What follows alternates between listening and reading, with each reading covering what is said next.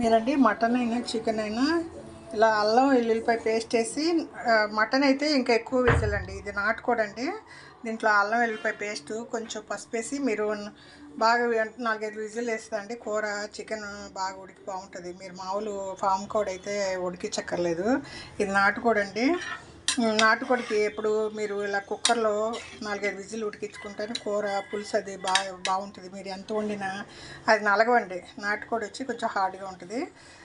తప్పకుండా మీరు అల్లం వెల్లిపాయ పేస్ట్ కొంచెం పసుపు వేసి 4-5 విజిల్ ఉడికించుకోండి. మటన్ అయినా కూడా ఇలా ఉడికించుకున్నాక వండుకుంటే మీకు సాఫ్ట్గా తినడానికి బాగుంటుందండి. బాగా అరుగుతుంది.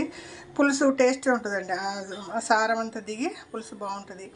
ఇదేం లేదండి, ఇది ఉడికిచ్చేసాక 5-6 విజిల్కి ఉల్లిపాయ పచ్చిమిరకాయ పొయ్యి మీద వేస్తానండి. దాని మీద ఉప్పు వేస్తాను.